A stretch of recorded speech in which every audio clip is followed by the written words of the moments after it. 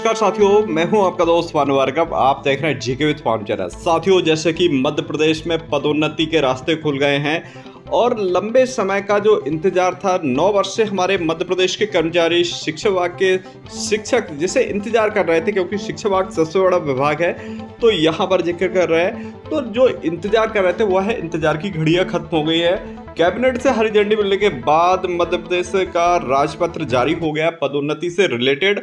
और इसमें क्या नियम शर्तें दी गई हैं, क्या है प्रावधान, कब बैठक होगी, किस प्रकार से पदोन्नति मिलेगी, हम इसे इस वीडियो में जानेंगे। वीडियो को लास्ट तक जरूर देखिएगा, लाइक और शेयर करना नहीं भूलेगा। साथियों, यहाँ पर हम यह भी बता देना चाह रहे हैं कि हमारे इस पर प्रमोशन पे डेली अपडेटेड वीडियो आते रहेंगे और साथ में हम इस गजट को हम विस्तार पूर्वक भी समझेंगे। इसके कई पार्ट भी आने वाले हैं और इसे हम यहाँ पर जैसे कि देख रहे हैं, जो पत्र जारी क्यों हुआ, सामान्य गजट जारी हुआ है, वह सामान्य प्रशासन विभाग द्वारा 19 जून 2025 को मध्य प्रदेश लोक सेवा पदोन्नति नियम 2025 के तहत जारी किया गया है।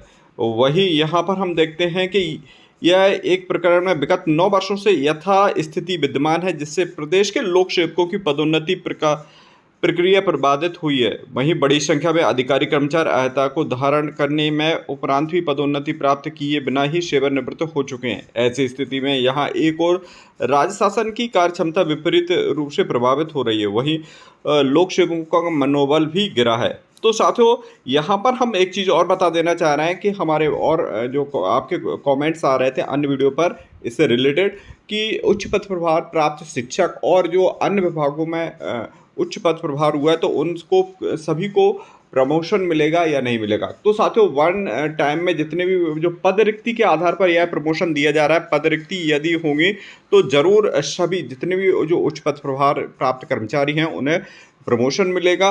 और यहाँ पर डीपीसी 2 वर्ष के लिए हो रही है तो यह आगे कंटिन्यू रहेगा। अब प्रथम वर्ष में कितने शिक्षक या कर्मचारी आते हैं तो उनके लिए यह देखेंगे।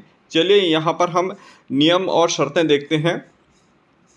इन नियमों का संक्षिप्त नाम मध्य प्रदेश लोक सेवा पदोन्नति 2025 है। यह नियम मध्य प्रदेश राजपत्र में इन्हें प्रकाशन की तारीख से प्रवर्त होंगे। तो साथियों, जो नियम लागू हो रहा है वो आज की डेट यानी 19 तारीख से हो रहा है।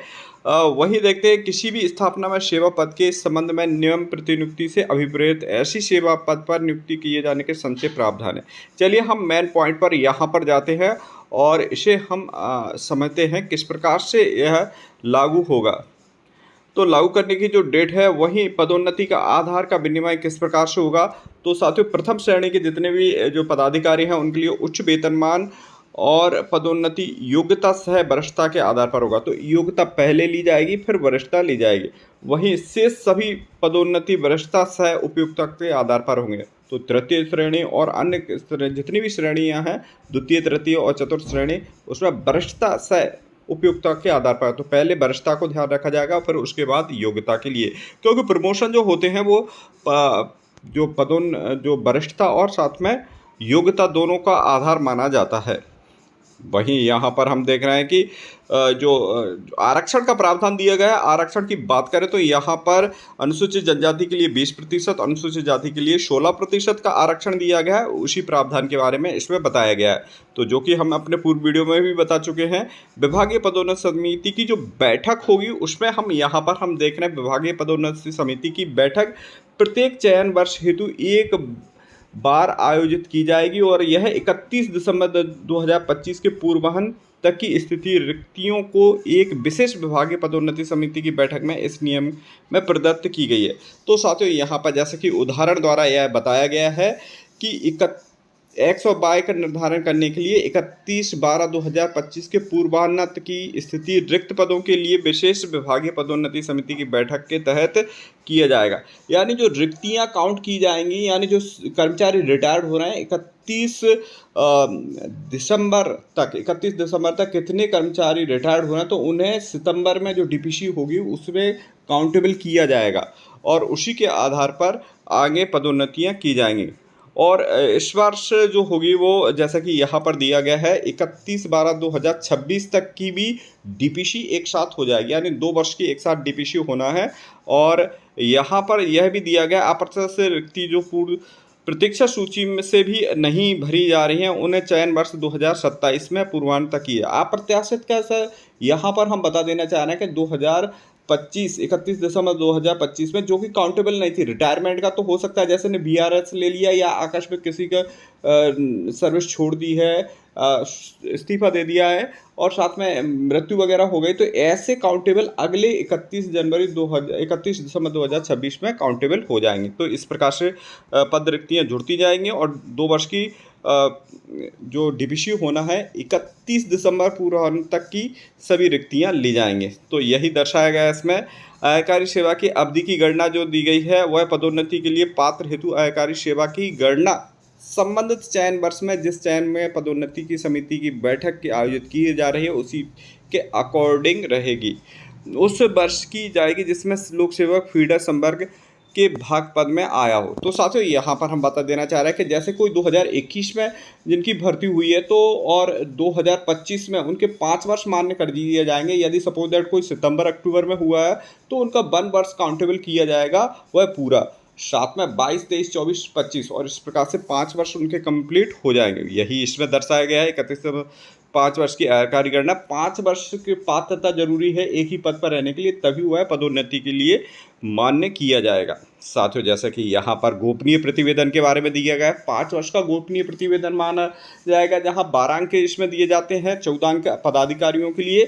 तो इसमें यदि 2 वर्ष में आपकी चरित्रावली अगर ठीक नहीं है तो 3 वर्ष के अंक भी काउंटेबल करके इसे जोड़ा जाएगा, और यदि जो 5 वर्ष में आपके 2 वर्ष खराब हैं तो इसे पिछले 7 वर्ष का काउंटेबल किया जाएगा, पूर्व 7 वर्ष का। तो यही इसमें दर्शाया गया है। तो साथियों जैसा कि आप यहाँ पर देख रहे हैं, तो यानी गवर्नमेंट का उद्देश्य है कि हर हाल में कर्मचारी को पदोन्नति मिलना चाहिए। यानी किसी भी अगर जो पदाधिकारी रहते हैं वो अगर उनकी सीआर खराब भी करते हैं, अपने चहेतों को अगर पदोन्नति देना चाहते हैं, तब भी ऐसे कर्मचारी जिनकी पहुंच नहीं है तो उन्हें भी इसमें पदोन्नति का लाभ मिलेगा।